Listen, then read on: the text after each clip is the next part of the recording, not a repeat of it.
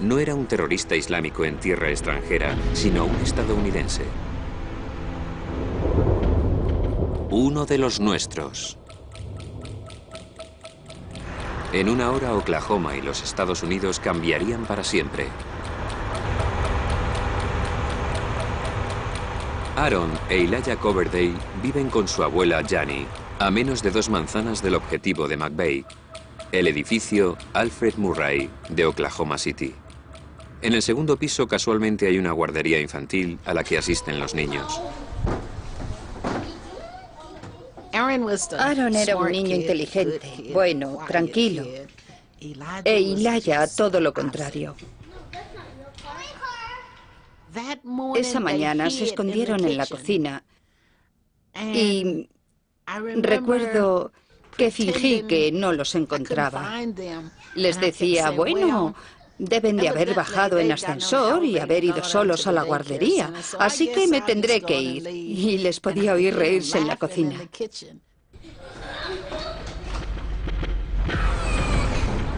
Timothy McVeigh está a tan solo 70 kilómetros de su objetivo. En ese edificio no solo se encuentra la guardería de Aaron e Elijah, también hay diversas oficinas gubernamentales. La más grande de todas es la del Departamento de Vivienda y Desarrollo Urbanístico. Sus empleados no son agentes del gobierno, sino simples funcionarios civiles. Susan Hunt es la responsable de administración del departamento y, como tal, la figura materna de la mayoría de los empleados.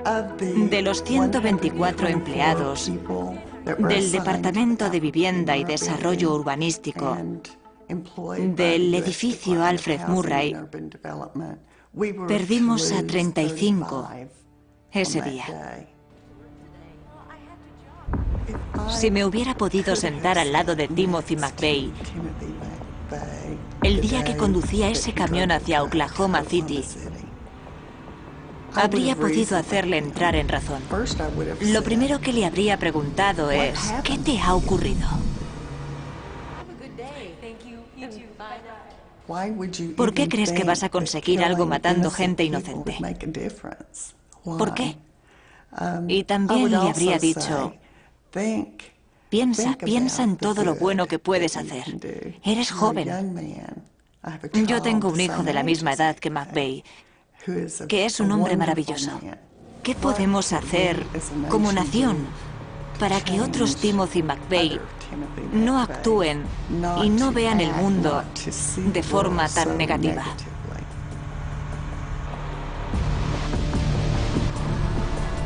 Faltan solo 50 minutos para que Timothy McVeigh ocupe su lugar en la historia en el panteón de los asesinos en serie. Pero no es ningún acto impulsivo. McVeigh lleva en su vehículo bomba un sobre en el que ha puesto recortes de periódico, frases y diversas anotaciones que representan una filosofía de lucha política que lleva esculpiendo desde la adolescencia.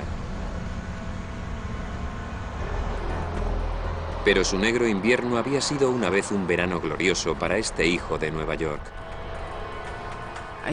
Yo era profesora de inglés y hablaba con él de lo que hacía en sus clases de inglés, de poesía, de relatos y de Shakespeare. Siempre le había gustado Shakespeare porque cumplía años el mismo día. Se relacionaba muy bien con otros niños de su edad y le recuerdo con nuestro hijo Paul en sus hombros. Me acuerdo que Paul, que tenía 3 o 4 años, le tiraba la pelota de baloncesto a la canasta. Sin duda alguna, tenía don de gentes.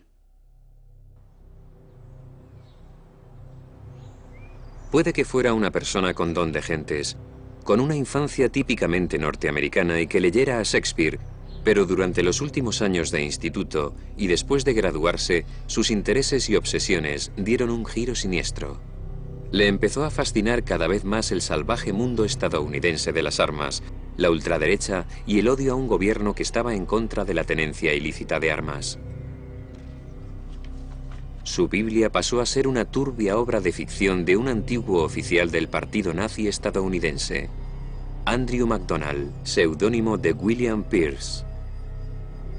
Cuenta la historia de un patriota que coloca un camión bomba frente al cuartel general del FBI en Washington, matando a más de 700 personas.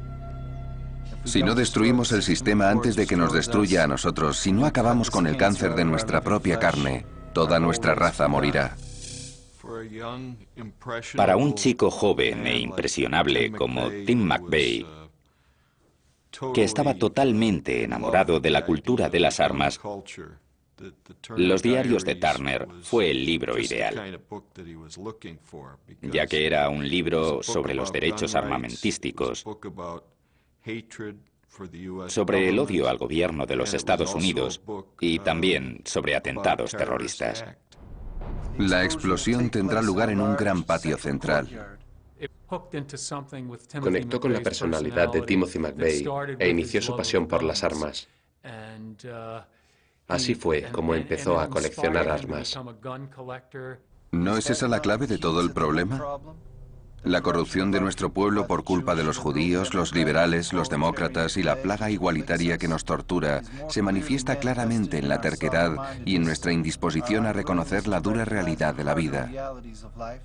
Lo único que los liberales y los judíos tenían que hacer era haber parado la inmunidad, la injusticia y el genocidio. Evidentemente, era un libro en contra del gobierno. Era antisemita, apoyaba la supremacía blanca y hablaba de acabar con el gobierno de los Estados Unidos. Pero no hay forma de destruir el sistema sin hacer daño a miles de personas inocentes. No hay otra forma. En los apartamentos Regency, muy cerca del edificio Murray, Jenny Coverdale se prepara para llevar a Aaron e Elijah a la guardería. Timothy McVeigh está aún en la autopista a 50 kilómetros de allí. Faltan tan solo 40 minutos para el cataclismo de Oklahoma. Por alguna razón, no me puedo acordar del camino.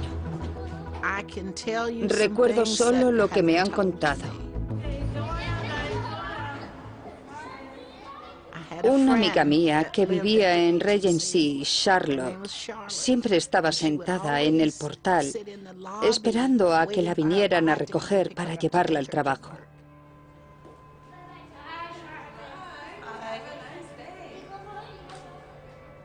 Me dijo que los niños siempre le decían, «Buenos días, Charlotte». Pero esa mañana, por alguna razón, cuando pasamos por el portal, los chicos le dijeron, «Adiós, Charlotte». Y yo le pregunté, «¿Estás segura de que dijeron eso?» Y ella me contestó, «Sí». Y me pareció muy extraño porque nunca me habían dicho adiós antes. Sin embargo, esa mañana le dijeron adiós como si supieran que no la iban a volver a ver.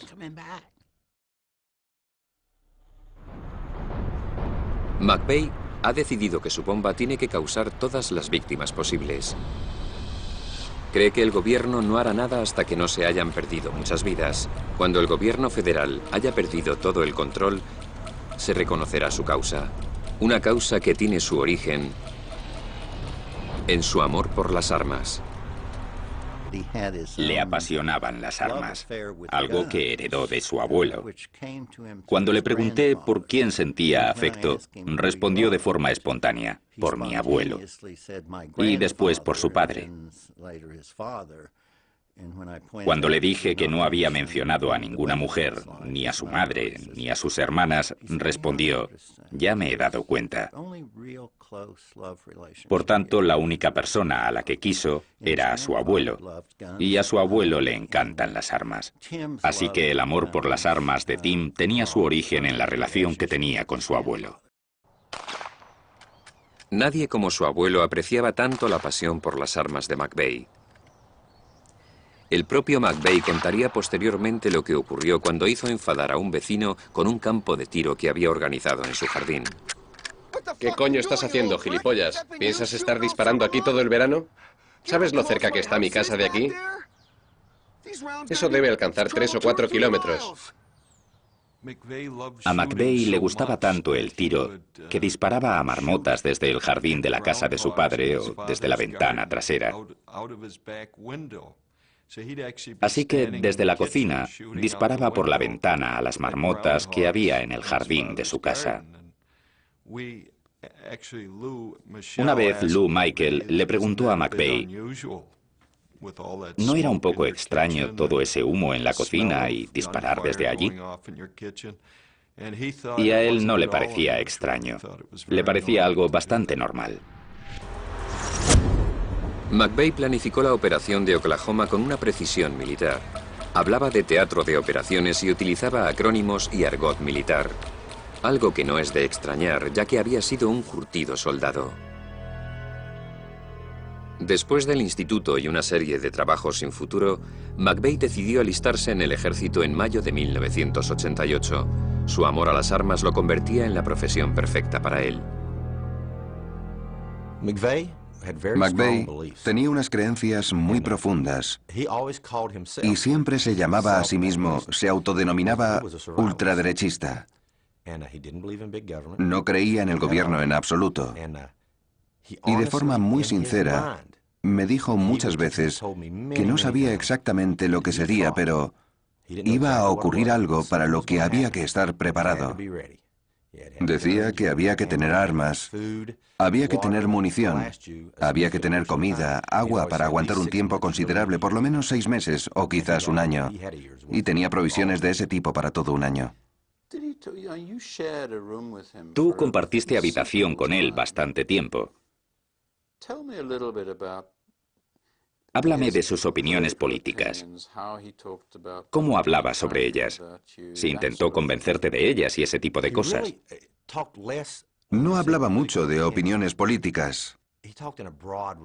Hablaba en general. No decía si era demócrata, republicano, ni nada de eso. Hablaba en general del gobierno. Sencillamente creía que el gobierno únicamente debía estar involucrado en la defensa nacional. No creía que tuviera que inmiscuirse en la vida diaria de la gente. Estaba en contra de que el gobierno utilizara su poder para eso. ¿Por qué crees que pensaba así? No estoy seguro. Cuando se alistó en el ejército ya tenía esas ideas, esas opiniones ultraderechistas. Recuerdo que al principio de nuestra formación, cuando solo nos conocíamos desde hacía 2 o 3 semanas, ya hablaba de eso, de cómo iba a construir búnkers, y eso me chocó bastante. En el ejército se conoce a gente muy extraña, pero él era el típico norteamericano. Pelo corto, no bebía, no fumaba, no decía palabrotas. Creo que le oí decir 2 o 3 palabrotas en todos esos años. Era corto, no bebía, no fumaba, no decía palabrotas. Creo que le oí decir 2 o 3 palabrotas en todos esos años. Era muy educado, súper educado. No tenía ninguna pinta de loco. No tenía pinta de estar desequilibrado. Parecía inteligente. Hay que tener en cuenta eso. Era muy inteligente y era muy rápido. Cuando le daban un arma nueva, a las 3 horas la había desmontado y vuelto a montar. Jugaba a ponerse una venda en los ojos y a montar el arma, así cuando los demás estábamos aún intentando montarla por primera vez. Cuando nos hicimos artilleros, él destacó desde el principio. Al año fuimos a un campo de tiro para examinarnos. Y no solo aprobó, sino que obtuvo la mejor puntuación de Bradley. 1000 de 1000 tiros. Algo increíble, ya que si haces 850 de 1000, ya eres considerado un buen tirador. En enero de 1991 ya era sargento y tirador de vehículos de combate Bradley, por lo que le destinaron a Irak.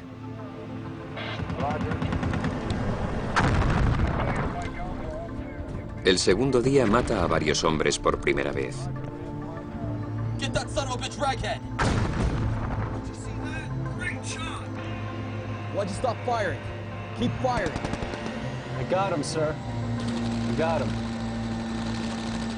McVeigh ha matado a 2 hombres que estaban a casi 1 kilómetro de distancia de un solo disparo.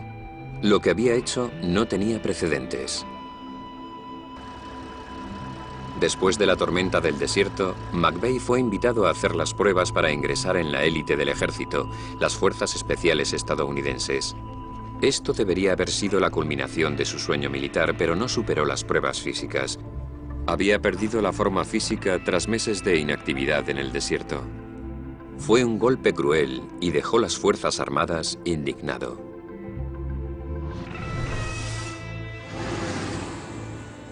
Sin trabajo e indignado, era un hombre que había matado por su gobierno hacía unos meses en el desierto. Ahora empezaba a pensar que tenía que volver a matar, esta vez en su propio país. Estimado señor, los políticos han perdido el control. Sus salarios anuales son superiores al salario de toda una vida de la gente normal. En un momento en el que el mundo ha visto el comunismo como un sistema imperfecto para gobernar a la gente, la democracia parece ir por el mismo camino.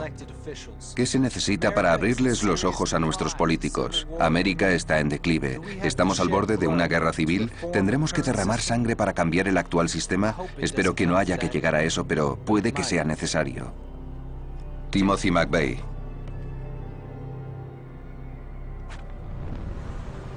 Tres años más tarde, la amenaza de un derramamiento de sangre está a punto de hacerse realidad. En 30 minutos, McVeigh cumplirá sus amenazas.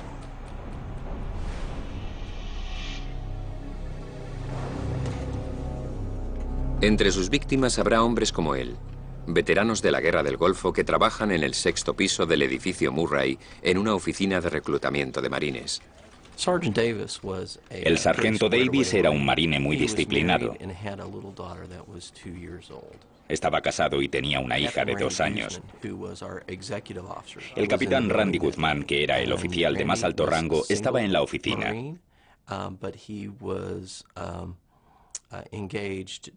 Randy era soltero, aunque estaba prometido con una joven muy atractiva con la que deseaba formar un hogar pronto. Otra persona que se tropieza ese día con Timothy McVeigh es Lou Klaver, una abogada de la Compañía de Recursos Hidráulicos de Oklahoma. Será enfrente del edificio federal. Estaba trabajando en un documento sobre otra vista, sobre los hechos, las conclusiones legales, intentando un borrador de recomendación para la Junta sobre un derecho hidráulico. Y lo estaba intentando terminar porque tenía otra vista e iba un poco retrasada. En fin, un día como otro cualquiera. Pero estaba lejos de ser un día como otro cualquiera. En solo 26 minutos, Lou será testigo del crimen de McVeigh.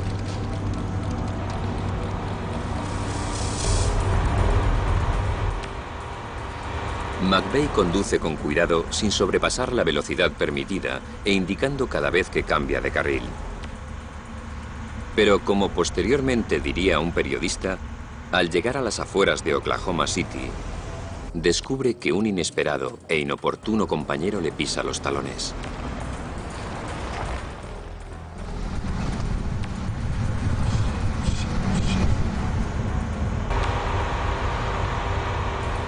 ¿Por qué me siguen? No es por la conducción.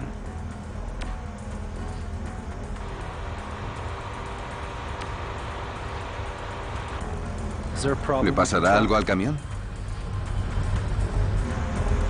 Si intenta pararme, le sacaré de la carretera.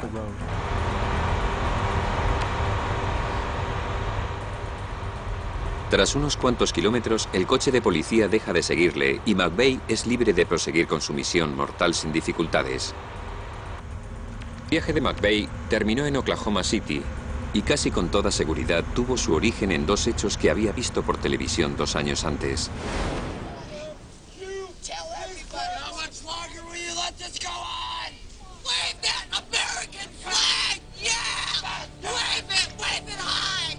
Randy Weaver era un separatista blanco acusado de vender armas ilegales a un confidente de la policía. El asedio de 9 días a su cabaña seguido de un tiroteo contra los agentes federales le había convertido en la causa célebre de la derecha. La hermana de McVeigh, Jennifer, relataría después las conversaciones que tuvo con su hermano sobre lo que estaba ocurriendo en los Estados Unidos.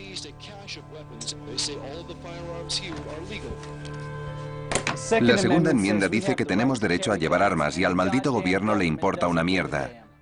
El gobierno se puede ir al infierno. Quieren desarmarnos para que no nos podamos resistir cuando vengan con sus compinches de las Naciones Unidas a llevarse a nuestros verdaderos patriotas. Piénsalo. ¿Cuántos destornilladores tiene un estadounidense en su caja de herramientas? McVeigh veía las armas como herramientas de vida. De hecho, las utilizaba como metáforas. Llave inglesa, destornillador largo, corto. Es lo mismo que con las armas. Hay diferentes tipos de armas en el arsenal armamentístico. Una para cazar comida, otra para practicar el tiro, otra para la defensa personal. Vamos, pregúntales a los tenderos si en los disturbios de Los Ángeles es tan razonable. Un par de pistolas y algunas más para comerciar. Creía que si el gobierno colapsaba y el dinero desaparecía, la gente comerciaría con armas. Y esas armas adquirirían mucho más valor. Por eso llegó un momento en que empezó a coleccionar armas. Los federales no se pararán ante nada. Tienen hasta crematorios. Son enormes. Van a construir 130 campos de concentración para exterminar a sus enemigos, es decir, gente como yo. Nos van a intentar desarmar lentamente. Mira lo que han hecho con Ruby Ridge, con Randy Weaver. La ideología paranoica de extrema derecha de McVeigh tenía su origen en hechos reales y preocupaciones políticas reales que existían en el discurso político de entonces. Sin embargo, con su pensamiento conspiracionista y su inclinación ultraderechista, dio un giro a estas cosas y las convirtió en algo mucho más grande y mucho más siniestro. Por tanto, hechos como los disturbios de Los Ángeles fueron un ejemplo de cómo la sociedad se podía ir al garete, ya que el gobierno fue incapaz de proteger a los ciudadanos más pobres y honrados. No tardarán mucho en aparcar los tanques de las Naciones Unidas por todas partes. Es el nuevo orden mundial y nuestro gobierno está con ellos. Timothy McVeigh no era solo un terrorista de extrema derecha, también era un intolerante, y la prensa estadounidense no dio esa imagen de él durante el juicio. Ruby Ridge había sido la chispa que prendió la mecha, pero 6 meses después los acontecimientos que ocurrieron en Texas condujeron directamente a McVeigh a Oklahoma City una soleada mañana de abril de 1995. Se aproxima a Oklahoma City trasladando una bomba lo suficientemente grande como para provocar un caos en varias manzanas. Quedan 21 minutos. A pesar de estar motivado por su odio a este gobierno, el desencadenante específico para la misión de hoy es su deseo por vengar los hechos que ocurrieron a 434 kilómetros de distancia en el vecino estado de Texas 2 años antes. For ATF agents, it was the day from hell. A small army of federal agents came face to face with destiny this Sunday, hoping to arrest David Koresh, the leader of the Branch Davidians, a religious cult, and execute federal weapons warrants. No warrants necessary, weapons were waiting. El asedio que siguió al primer asalto de Waco se convirtió en una llamada a las armas para las cruzadas antigubernamentales de todo el país, y nadie se lo tomó tan en serio como Timothy McVeigh. Después de unas semanas, McVeigh, que vivía dando tumbos en Florida, no pudo seguir siendo un mero espectador. Tenía que ir allí y verlo por sí mismo. Tenía que ir a Waco. Tras atravesar casi todo el país, desde Florida hasta Texas, para su disgusto no pudo acceder al recinto davidiano. ¿Qué es esto?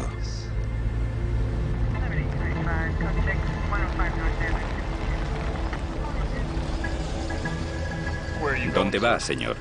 He venido por esta carretera pública. He venido por esta carretera pública a visitar el recinto. ¿Es de la prensa? No, Entonces no puede visitarlo. pero esto es una carretera pública. Dé la vuelta, señor.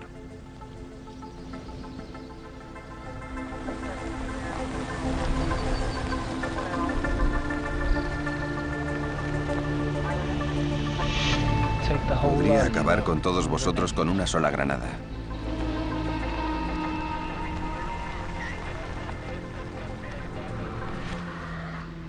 Para que el viaje no fuera completamente inútil, McVeigh monta un tenderete cerca de Waco y vende pegatinas. Allí fue entrevistado por una estudiante de periodismo, Michelle Rouse. ¿Por qué estás aquí? Esos agentes no tienen derecho a estar aquí. Lo que quieren es jugar con los juguetes que el gobierno les compra. El gobierno tiene miedo de la gente con armas porque quieren controlar a las personas en todo momento. Y si desarman a la gente, entonces pueden hacer lo que quieran con ella. Le molestaba mucho la intensa presencia policial en lo que él consideraba la vida privada de un hombre y sus seguidores. Eso le molestaba mucho. Como cuando tomaron al asalto el recinto de los Davidianos, su continua presencia allí, pensaba que era un signo de que ocurrirían muchas cosas así. Les das la mano y te cogen el brazo. Se le ha descrito como obsesivo, pero no daba la impresión de ser obsesivo. Daba la impresión de ser un chico discreto, aunque apasionado también. Creo que lentamente nos estamos convirtiendo en una sociedad socialista. El gobierno es cada vez más grande y fuerte, y por eso tenemos que protegernos del control policial. Recuerdo que era una persona muy expresiva y muy inteligente. Terminé la entrevista fascinada por lo que decía, pero recuerdo que lo que más me llamó la atención fue que, a pesar de ser casi de la misma edad y ser del mismo país, tuviéramos opiniones tan alejadas de cómo el gobierno tiene que intervenir en nuestras vidas.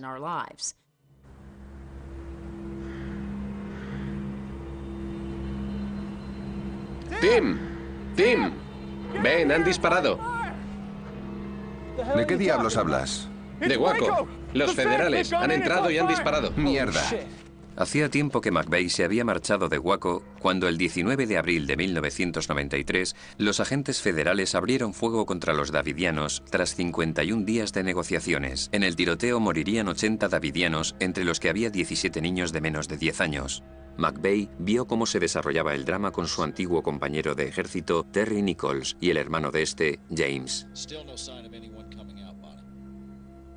Smoke is billowing 150, 200 feet into the air.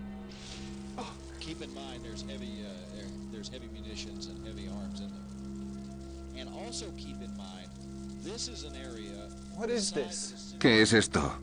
Those people are dying in Esa there. gente se está muriendo dentro. What has become of America? ¿En qué se ha convertido América?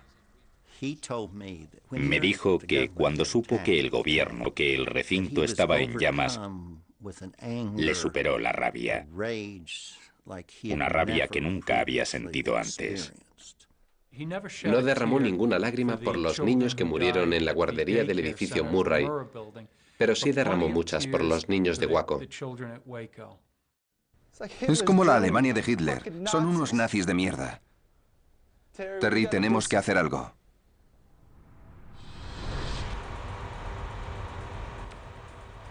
Dos años después de los hechos apocalípticos de Waco, Timothy McVeigh ultima el plan que empezó a urdir con su amigo Terry Nichols. McVeigh se ha propuesto matar en tiempos de paz a muchos más compatriotas que ningún otro estadounidense.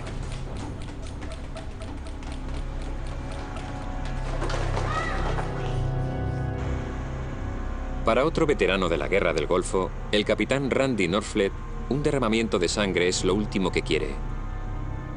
Norfleet se dedica ahora a reclutar a otros marines y acaba de salir del centro de convenciones de Myriad de Oklahoma City. Después de desayunar, mi amigo y yo fuimos al aparcamiento y nos dirigimos hacia mi coche. Allí hablamos de temas generales y lo que habíamos hecho ese día. Cuando me metí en mi coche eran sobre las 8:45. Norfleet normalmente trabaja reclutando marines fuera de la ciudad, pero aprovechando que está en Oklahoma City, decide ir a ver a sus compañeros del edificio Murray, donde más de 1000 estadounidenses están tan solo a 16 minutos y medio de la tragedia.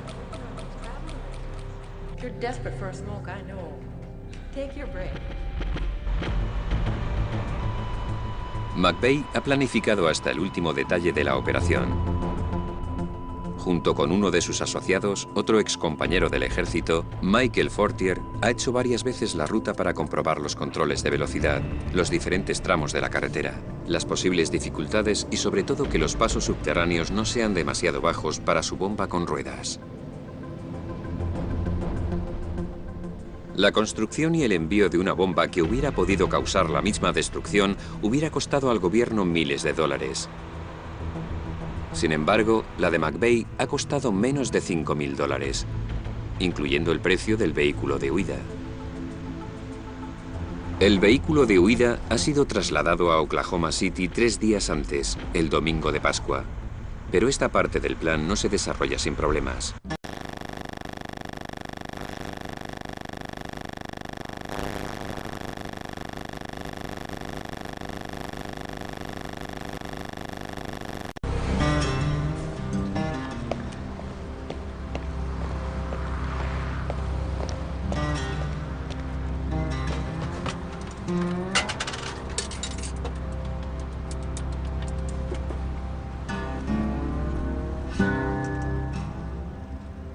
Terry, ¿dónde coño estás? Tim, no puedo hacerlo. Tienes que estar de broma. Escucha, Tim. Es domingo de Pascua. Josh está aquí, no puedo. Mueve tu jodido culo y ven aquí ya. Móntate en el puto camión ahora mismo. Esto es importante, tenemos que hacerlo. Tim, no puedo hacerlo. Que te jodan. Mike Fortier se ha rajado y ahora tú. Te mataré, cabrón. Y también a tu puta familia. De acuerdo, iré. ¿Tim? Sí, mira. Tim ha traído de Las Vegas mi antigua televisión. Tengo que ir a recogerle a Oklahoma City. Es mi último día antes de volver a casa de mamá. ¿Puedo ir contigo? No, no puedes, hijo. Sería muy incómodo ir los tres en el camión.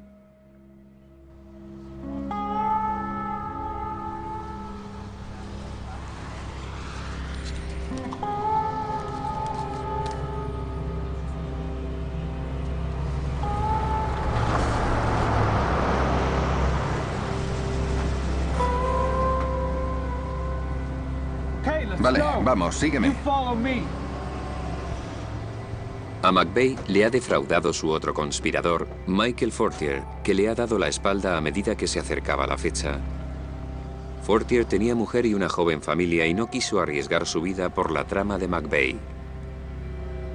Nichols también tenía familia, pero McVeigh sabía que no podía hacerlo todo solo y si tenía que amenazarle para que Nichols le ayudara, lo haría.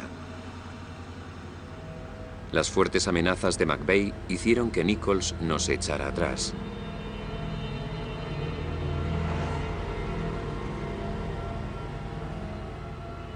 Durante la preparación de su misión, McVeigh había elegido un aparcamiento que se encontraba a unos 100 metros del edificio Murray. 3 días antes de la preparado y a la espera.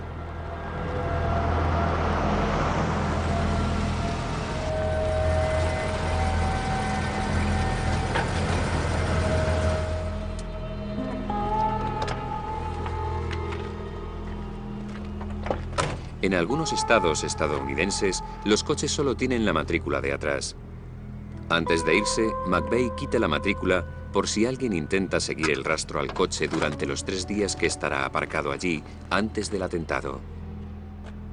Fue una medida de precaución que terminaría siendo su condena. Posteriormente, en su huida, no volvió a poner la matrícula y menos de 2 horas después de su crimen fue arrestado por una pequeña infracción de tráfico en la autopista.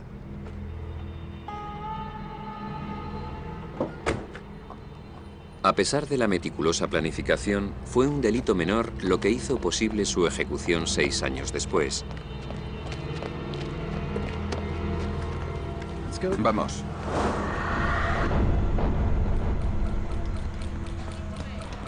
Timothy McVeigh no era un terrorista suicida típico. Era un hombre que había desarrollado una frialdad muy particular. Al igual que el héroe de su libro favorito, Los diarios de Turner, había decidido que su causa era más importante que su vida o la de sus compatriotas estadounidenses. Aunque para McVeigh esto era una misión de combate. El sobre que preparó con antelación y que llevaba con él explicaría al mundo lo que pensaba y por qué había llevado a cabo este atentado. El paquete contenía diversas anotaciones, una selección de pegatinas, frases sobre la libertad de Winston Churchill, John Locke, Samuel Adams y Thomas Jefferson, entre otros, y una copia de la Declaración de Independencia en cuyo reverso había escrito una desafiante amenaza a los políticos que tanto odiaba. Si acatáis la Constitución, no os dispararemos. El atuendo elegido por McVeigh para el atentado tenía que ser su camiseta de patriota, la que le habían dado durante su breve estancia en el Ku Klux Klan. La inscripción en latín de delante contiene las palabras que dijo el asesino de Abraham Lincoln cuando disparó al presidente. Así siempre a los tiranos. Y la parte de atrás tenía la frase favorita de McVeigh de Thomas Jefferson: el árbol de la libertad debe regarse de vez en cuando con la sangre de los patriotas y los tiranos.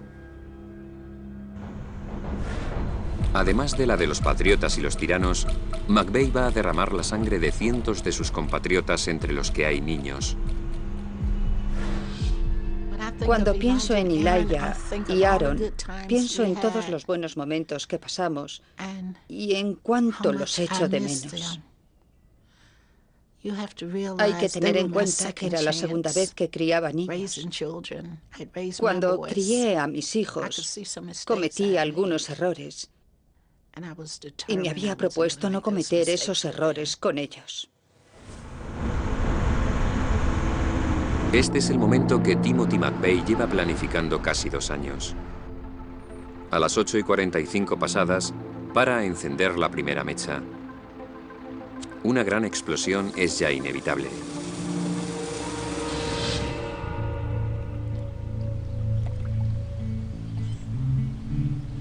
La bomba contenía 500 kilogramos de nitrometano extremadamente volátil que McVeigh había comprado en un circuito de Texas, fingiendo ser un aficionado de las carreras de motocicletas.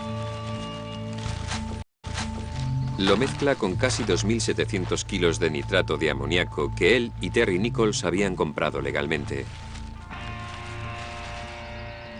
Y finalmente, el cóctel letal sería detonado con explosivos y mechas que habían robado de una mina de Kansas. Esto está llevando mucho tiempo. Bueno, ¿por qué no marcamos lo que necesitamos en los barriles? Sí, bien pensado.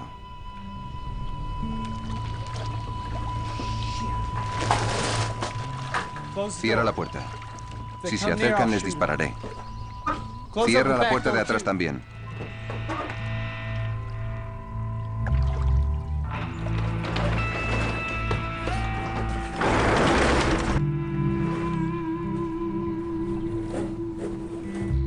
Afortunadamente, Richard Wall y su hijo no se pararon a averiguar qué hacía ese camión Ryder en el lago Geary ese día.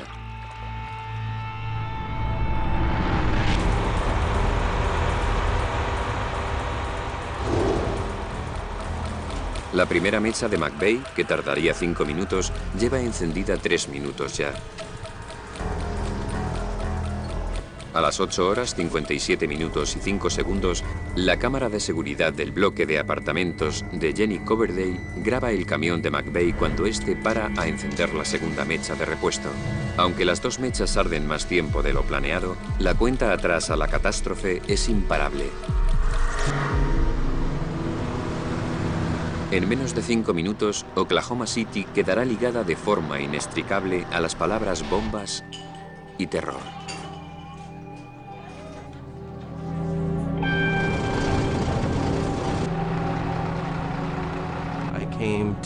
Paré en el semáforo de enfrente del edificio Murray. Y mientras esperaba a que el semáforo cambiara, vi el camión amarillo enfrente del edificio Murray y me pregunté, ¿qué hace ahí? No había otros vehículos aparcados en ese lado de la calle, y era un sitio de carga y descarga, no un aparcamiento. El camión no estaba abierto y nadie estaba descargando, así que me pareció muy raro que estuviera aparcado allí. Un joven salió del vehículo, cerró la puerta y cruzó la calle.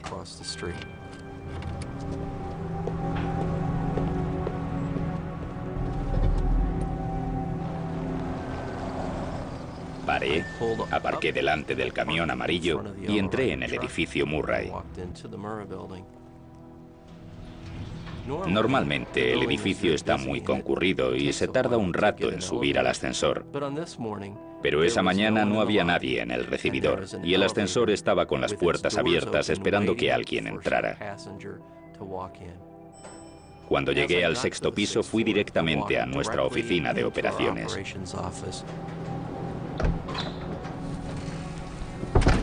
Capitán. Sargento, ¿cuánto tiempo sin verle? Es verdad, señor. Capitán, ¿le importaría llamar a la central? Como sabe, la Junta se reunió ayer para discutir mi promoción, pero todavía no han enviado los resultados. Claro, sargento. Gracias. El sargento Davis había trabajado muy duro y su familia había sacrificado mucho por él para que pudiera ascender en el cuerpo de marines. Así que inmediatamente llamé a la central del cuerpo de marines.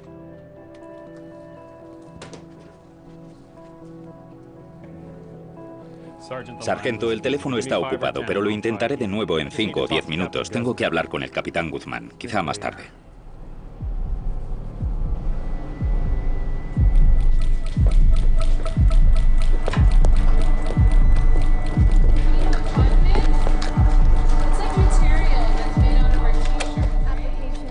Formulario 95501 para un permiso hidráulico. Me llamo Luke Leiber. He sido asignada por el 9º miembro de la Compañía de Recursos Hidráulicos para examinar este asunto.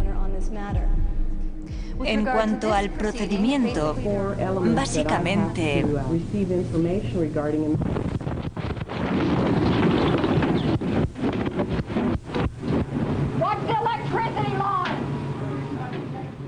No se veía nada. Se oía lo que estaba ocurriendo, pero no se veía nada. Me fracturé el cráneo, me rompí la nariz y sangraba mucho. Estaba inconsciente, con 2 arterias abiertas, en el suelo, en el sexto piso del edificio Murray. Estuve en el hospital 2 días. Pero seguí de cerca los trabajos de rescate. Un día se pararon todos los trabajos de rescate porque habían encontrado a un marine. Era el sargento Davis. Encontraron al sargento Davis y le pudieron identificar por la banda roja que todos los marines llevan en sus uniformes azules. Y a su lado, a menos de 1 metro, estaba el capitán Guzmán, que todavía tenía en la mano el mismo teléfono que yo había tenido en las manos 10 segundos antes, en la misma mesa que yo había estado sentado 10 segundos antes de la explosión. El sargento Benjamin Davis consiguió su ascenso, pero no vivió para saberlo. Perder esas preciosas almas, esas personas que habían luchado e iban a luchar tanto por el mundo. Es increíble pensar que Linda Florence no tendrá en sus brazos a su pequeño que tanto quería y que por fin tenía. Es tan triste pensar que Teresa Lauderdale no conocía sus caras antes de morir. Susan Beral y Mike Weaver, Don Barnes y Lenny Scroggins, George Howard y Tony Brass. Si los hubiera podido reunir a todos y llevarlos a mi oficina, pero no pude.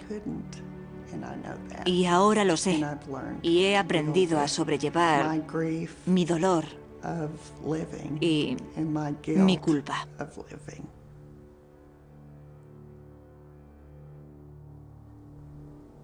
El 19 de abril de 1995 era una mañana normal. Yo creía que después del trabajo iría a recoger a Aaron y a Ilaya. Pero cuando los dejé por la mañana en la guardería, no me podía imaginar que no los volvería a ver más. No los volví a ver más. Mis hijos no me dejaron ver sus cuerpos por el estado en el que estaban. No sé dónde estaba Dios. Le he hecho esa pregunta muchos años y le he gritado también. Le pedí a Dios que dejara vivir a Aaron y a Elijah, pero por alguna razón no escuchó mis plegarias. Mi psicólogo me dijo que escribiera una carta a Aaron y a Elijah,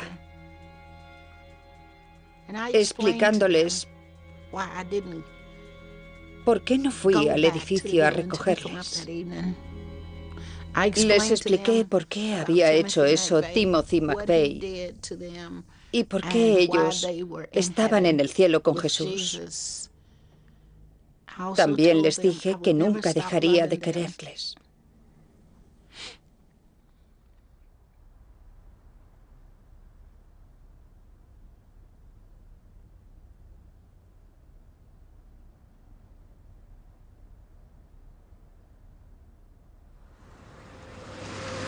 Timothy McVeigh fue detenido por una infracción de tráfico menor menos de 2 horas después de la explosión de la bomba. No había puesto la matrícula en el vehículo en el que huía. Fue arrestado por llevar un arma de fuego sin licencia. 2 días después, a punto de ser puesto en libertad, el FBI le pudo vincular directamente con la atrocidad.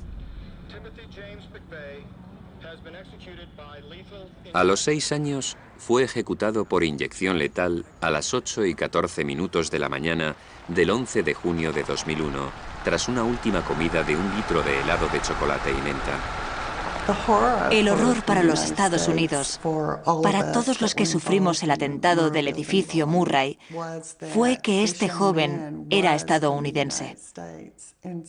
Y en lugar del miedo a lo desconocido, hizo que nos temiéramos a nosotros mismos, lo cual es algo espeluznante.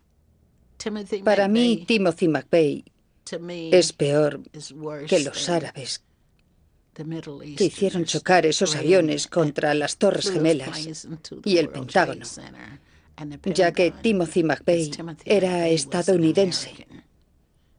Y los estadounidenses no hacemos cosas así.